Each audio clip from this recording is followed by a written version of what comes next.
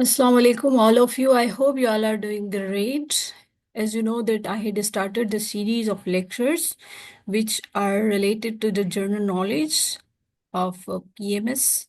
So these questions are also useful for CSS and other government exams. So I had already solved the papers, past papers of 2000 PMS, and those papers were, like I had solved before that the question paper of 2015, but today I'll solve the PMS general knowledge or 2016 past paper.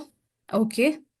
So without wasting your time, let's start our today's lecture. But if you are new on my channel, so please don't forget to hit the like button, subscribe my channel, and also click the bell icon so that you people will never miss any video.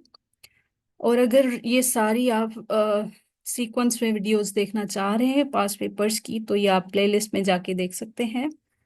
So yes, let's start our today's class. So the first question is acoustics is the science of. The options are light, option B is waves, option C is sound, and option D is colors. So option C, sound is the correct option. Okay. The next question is the art of breeding silkworm and the production of silk is called. So the options are microbiology, sericulture, biochemistry, horticulture. So it is called sericulture. Option B is correct option. जो art होता है breeding silk worm, ये ऐसे किस्म के warm होते हैं, worms होते हैं जो मतलब ब्रीड किए जाते हैं, उनको पाला जाता है एक एरिया में, और वो किस चीज में प्रोडक्शन ऑफ सिल्क में ये यूज होते हैं उसे हम कहते हैं सेरीकल्चर. सो जब भी सेरीकल्चर को आपको याद करने के लिए कोई ट्रिक चाहिए तो ये सिल्क और S for silk, S for seri. Okay, sericulture. The next question is the science of celestial bodies is known as. So the options are agronomy, option B is coprology, option C is astrology, option D is astronomy. So option D is correct option, astronomy, the science of celestial bodies. Okay, the next question is telepathy is. So option A is communication by sensory perceptions. Option B is communication between mind and heart. Option C is communication by means other than sensory perceptions. Option D is none of these. So, telepathy is communication by means other than sensory perceptions. Okay, so option C is correct option. Pedagogy is the science of. अब ये question जो है वो last paper में भी था, right? So the correct option is seeing, behaving. Option C is teaching. Option D is learning. So ये जो है वो इसका करेक्ट ऑप्शन जो है वो टीचिंग है. और लर्निंग के बारे में भी था एक क्वेश्चन के जो परमानेंट चेंज आता है इंसान के बिहेवियर में उसे हम लर्निंग कहते हैं. वो पास पेपर्स में जो मैंने सॉल्व किए हैं पीएमएस के वो आपको मिल जाएंगे. ये क्वेश्चन भी रिपीटेड था, मतलब आया हुआ था, पर पेडागोगी जो है वो सेकंड टाइम आया है. The study of maps and features of universe is called. The options are metaphysics, option B is cosmography, option C is cosmology, and option D is cartography. So option D is correct option. Study of maps and features of universe is called cartography. The next question is scientific study of measurement of behavior is called. ये एक scientific study अगर की जाए, अगर आप scientifically study करें किसको, measurement of behaviour करें, ओके, बिहेवियर की स्टडी करें तो उसे कहते हैं, इसे हम कहते हैं psychology. Okay, so option B is correct option. The next question is etymology. Etymology refers to the study of, ये आपको पता है, etymology is the study of words. So option B is correct option. Other options like insects, medicines, reptiles, these are wrong options. Only option B is correct option. Pediatrics is relevant to. So it is relevant to, जो पेडिएट्रिक्स हम कहते हैं, जो बच्चों का doctor होता है, उससे हम पेडिएट्रिक्स कहते हैं. Okay, so option A is correct option. Other options like pregnant women, old people, and option D is bonds are wrong options. Shape of the Milky Way galaxy is, yeah, I think it's very common question, so it is a spiral. Okay, it is a spiral. Our milky way Galaxy जिस पे हम रहते हैं, हमारी जो Galaxy है वो spiral है, और ओरियन इस पर जो है वो एक उसका अम, मतलब एक पर है, या आप कहें कि जैसे इसका शेप है तो उसके एक ऐसे स्फेयर पे हम रहते हैं, जैसे ओरियन इस पर कहते हैं. एक उसमें सोलर सिस्टम है, सोलर सिस्टम में अर्थ है, अर्थ में हम रहते हैं. ओके, अर्थ प्लेनेट पे. ओके, सो बेसिकली ये बहुत ज्यादा रिपीटेड क्वेश्चंस हैं प्लैनेट्स के बारे में और यूनिवर्स के बारे में, तो ये आप सही से पढ़ लिया करें. Okay, the next question is coldest planet of the solar system. It is also very common question. Neptune. Neptune is the planet which is coldest in solar system. Okay, जैसे सैटर्न को रिंग प्लेनेट कहते हैं, अर्थ को जो है वो blue planet कहते हैं कि इस पे वाटर बहुत ज्यादा वाटर पाया जाता है, इसलिए वीनस को हॉटेस्ट हॉटेस्ट कहते हैं, ब्राइटेस्ट कहते हैं, मॉर्निंग स्टार, इवनिंग स्टार कहते हैं वीनस को. सो ये आप याद रख लें. Okay, which of the following planets has the maximum number of satellites? So the maximum number of satellites are, uh, the options are Venus, option B is Saturn, option C is Uranus, option D is Jupiter. So Jupiter is the planet which consists or which has the maximum number of satellites. जैसे अर्थ की भी तो एक satellite है ना, moon. Moon को हम satellite कहते हैं, जो एक नेचुरल सैटेलाइट है. बाकी तो आर्टिफिशियल सैटेलाइट्स लगाते हैं, हर every country uses artificial satellites, but ये मून जो है वो आर्टिफिशियल सैटेलाइट है अर्थ का. वैसे ही जुपिटर के पास जो है वो मैक्सिमम नंबर ऑफ सैटेलाइट्स हैं. So which planet takes the longest time to go once around the sun? तो वो भी नेपच्यून है, और ये लास्ट में आता है ना, बिल्कुल. नेपच्यून दूर भी है और ये लॉन्गेस्ट टाइम लगाता है. जैसे अभी हमने पढ़ा, नेपच्यून जो है वो कोल्डेस्ट प्लेनेट भी है. तो ये आप एक साथ ही मतलब चीजें याद कर लें प्लैनेट्स की. Okay, the next question is the first artificial satellite was launch by. तो पहली जो आर्टिफिशियल सैटेलाइट थी वो किसने लॉन्च की थी, कौन सी कंट्री थी वो? The options are Japan, option B is Russia, option C is America, option D is France. So option B is correct option. Russia is the correct option. Okay. The next question is the first Canadian woman in space was. So the options are Roberta Bonder or Dirk Fremont, and the other options are Tomayo, and option D is Merck. So these are the basically wrong options. So only option A, Roberta Wonder, is the correct option, right? The first Canadian women, ये आप याद रख लें कि वो पहली थी Canada की, राइट, जिन्होंने स्पेस, जो स्पेस पे गई थी, राइट. ये आप नेम याद रख लें. The first astronaut to set foot on moon was. This is very repeated question, very common question, and everyone knows about this. That Neil Armstrong was a person जिन्होंने चांद पे पहला कदम रखा था. वो ये बंदे थे.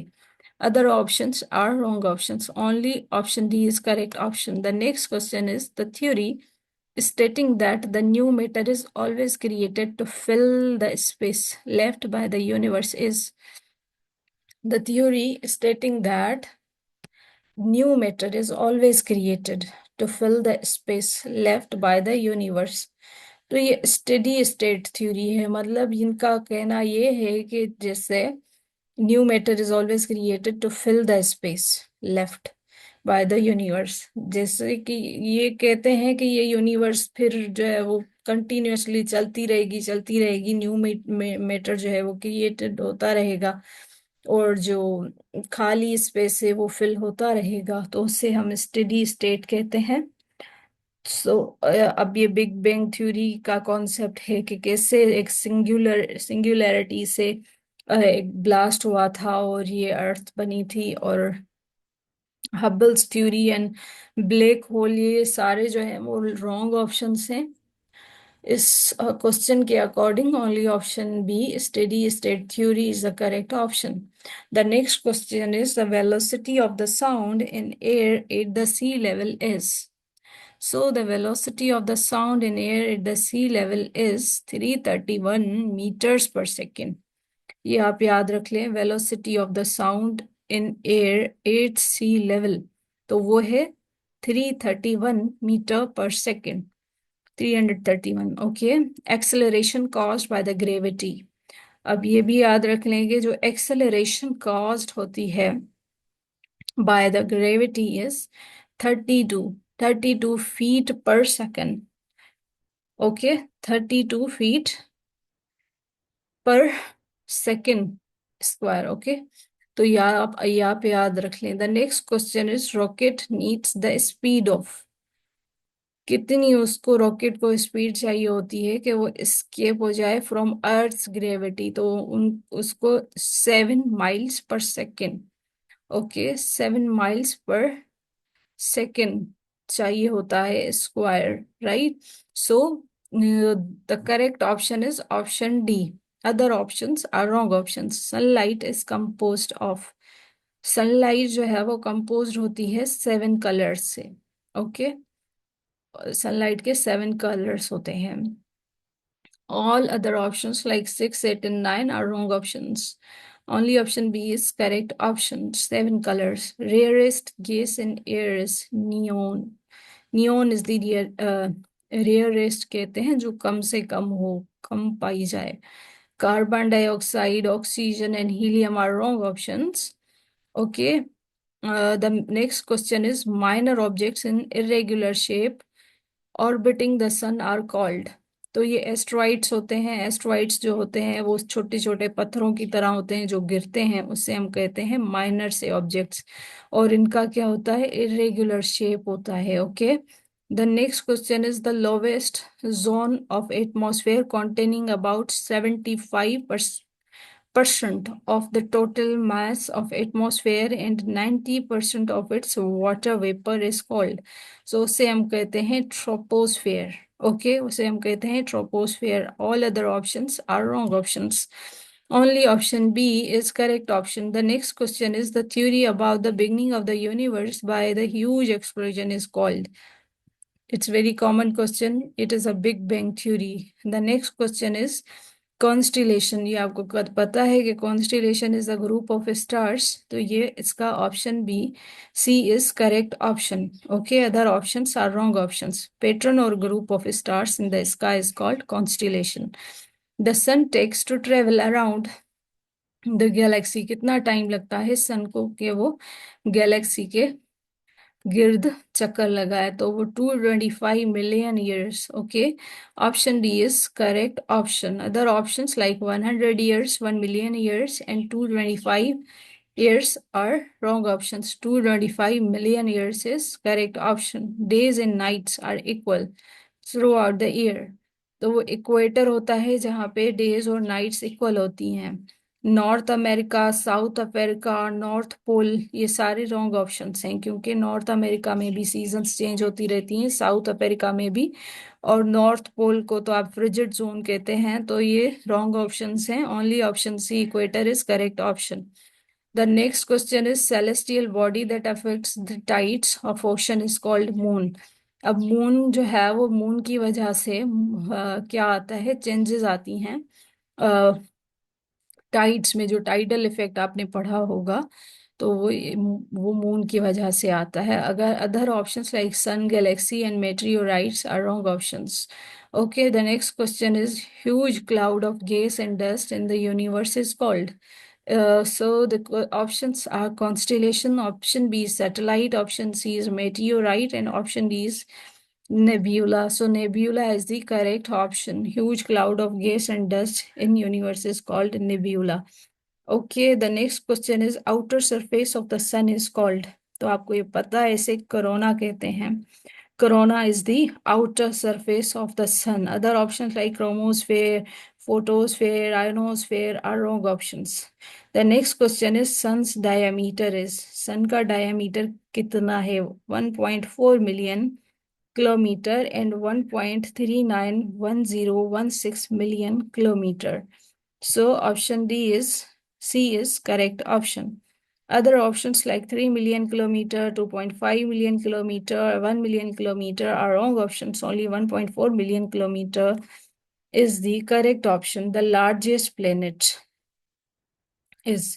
So Jupiter is the largest planet. Other options like Venus, mercury जिसे आप फास्टेस्ट प्लेनेट भी कहते हैं, मार्स जो है वो इसे हम कहते हैं कि ये अर्थ के करीब है। Okay, so these are the wrong options. Basically largest planet जो है वो जुपिटर है। वीनस को हॉटेस्ट प्लेनेट कहते हैं, ये आपको पता है। The other options are wrong options. Only option C Jupiter is the correct option. The next question is continuous movement of the continents is called continental drift। जैसे continents में जो टेक्टोनिक प्लेट्स होती हैं वो मूव करती रहती हैं, जैसे कन्वर्जेंस, डाइवर्जेंस, ट्रांसफॉर्म होती रहती हैं। तो ये ड्रिफ्ट है basically, continuous movement of continents, इसे कहते हैं drift, continental drift. Okay, the next question is the layer of atmosphere in which we live is called। तो इसे हम कहते हैं ट्रोपोस्फेयर। हम रहते हैं ट्रोपोस्फेयर में। ओके, जैसे इसकी ट्रिक भी एक सर ने बताई थी कि trust me in the exam. So ये आप याद रख लें, इससे आपको याद हो जाएंगे ये सारी layers. Study of fingerprints is called, so it is called the dactylography. Okay, option B is correct option. Other options like genetics, hematology, and histology are wrong options. The next question is which rocks make the Earth's surface or a crust? तो sedimentary rocks भी होते हैं, metamorphic भी होते हैं, igneous भी होते हैं। तो all of these is the correct option. ये सारे ऑप्शंस जो हैं वो करेक्ट हैं। Area in the desert where there is a sufficient water for plants is called oasis। oasis कहते हैं हम उसे। okay, the other options like island, green desert and Greenland are wrong options. Only option B is correct option. Plate tectonics theory explains the movement of। ये continents में जो movement आती है उससे बताती है। जैसे पहले तो पेंजिया का कॉन्सेप्ट था ना, कि पेंजिया जो है वो एक ही ये सारे कॉन्टिनेंट्स जो है वो एक ही प्लेट पे थे, एक थे। अब जैसे देखें जीलैंडिया के बारे में है, ऑस्ट्रेलिया के जो है वो ईस्ट में आता है ना जीलैंडिया, जो कहते हैं कि ये बिल्कुल है तो जमीन के अंदर ये, बट इसके सारे फीचर्स एक कॉन्टिनेंट्स की तरह मतलब मैच कर रहे हैं। तो ये कभी भी अगर प्लेट ये ऊपर आ गई तो इसे हम कॉन्टिनेंट ही मानेंगे। तो ये सारी चीजें वर्ड मैप में आपको जब आप पढ़ेंगे तो आपको मिल जाएंगी। तो ये प्लेट टेक्टोनिक्स थ्योरी एक्सप्लेन करती है मूवमेंट जो होती है वो कॉन्टिनेंट्स की, उसको। सिलिकॉन इज कॉल्ड, सिलिकॉन हम कहते हैं। Options are stone maker, option B is ocean maker, option C is earth maker and option D is mountain maker. So option C earth maker is called silicon। The next question is days and nights are equal all the year. कौन सा ऐसा country है जिसमें days और nights equal ही होते हैं हमेशा, equal all the year, पूरा साल? तो वो कहते हैं Nairobi. Nairobi, okay. New York, Oslo, Brussels are wrong options. Nairobi is the correct option. The next question is when the magma reaches the surface, it is called lava. जब magma जो होता है, मैग्मा अंदर होता है जमीन के, पर अगर उसने सरफेस से वो बाहर आ गया तो उसे क्या कहते हैं? लावा कहते हैं, lava. Okay, other options like molar magma, volcano, igneous lava, ये सारे रॉन्ग ऑप्शंस हैं. Lava is the correct option.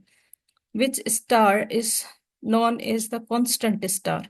कौन सा स्टार है वो जो जिसे हम कहते हैं constant star? Option are Sirius, Canopus, and option D is the sun, and option C is North Star. So option C, North Star, is the correct option. North Star is correct option.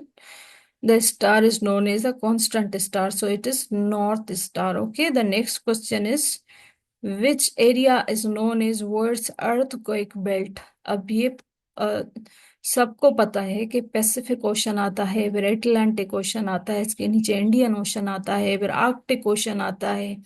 ठीक है, ये देखें तो ये Pacific ocean में ये जो है वो रिंग ऑफ फायर होती है, जिसके गिर्द एक जब रिंग ऑफ फायर यू बनती है ना पैसिफिक ओशन में, तो जितने भी कंट्रीज इसके इर्द गिर्द हैं उन सारों में अर्थक्वेक बहुत ज्यादा पाया जाता है, बहुत ज्यादा आता है.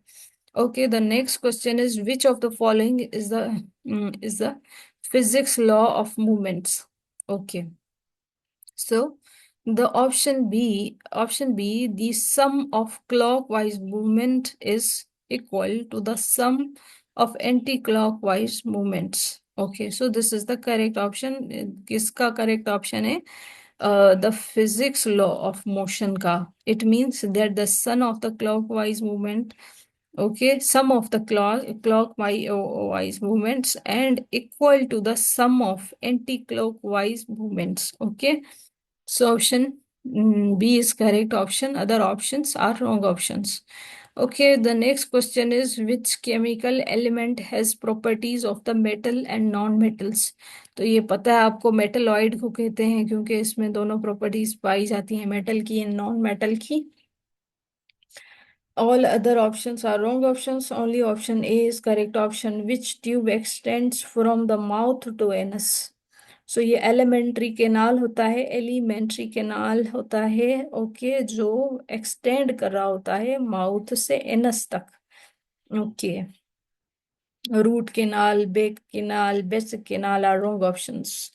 Option A, elementary canal is correct option. Where is the bile stored in intermittently released into the small intestine to aid the digestion? Where is the bile stored? Bile जो है वो कहाँ पे stored होता है? And intermittently release into the small intestine. और वो क्या करता रहता है? स्मॉल इंटेस्टाइन में रिलीज होता रहता है ताकि डाइजेशन को जो है वो सपोर्ट मिले या डाइजेशन सही से हो सके. तो ये गॉल ब्लैडर में होता है. Other options like kidney, liver, pancreas are wrong options. Option C only is the correct option. Okay, blood circulates in which parts of the body?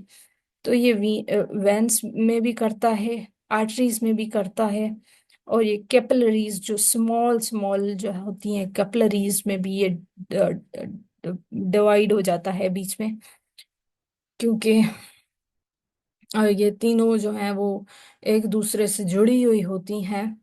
So all of these is the correct option. The next question is which blood group is universal donor? So it is group O negative is the universal donor. Other options like group A, group B and group AB are wrong options. Only option D, group O negative, is the correct option.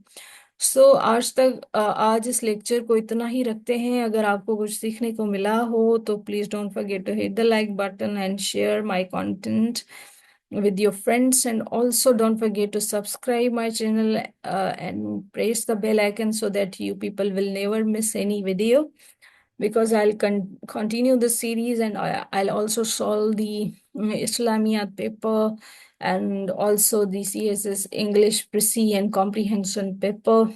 So if you are new in my channel, please don't forget to hit the like button and subscribe my channel. Thank you so much. Thank you for your patience. Allah Hafiz. Take care.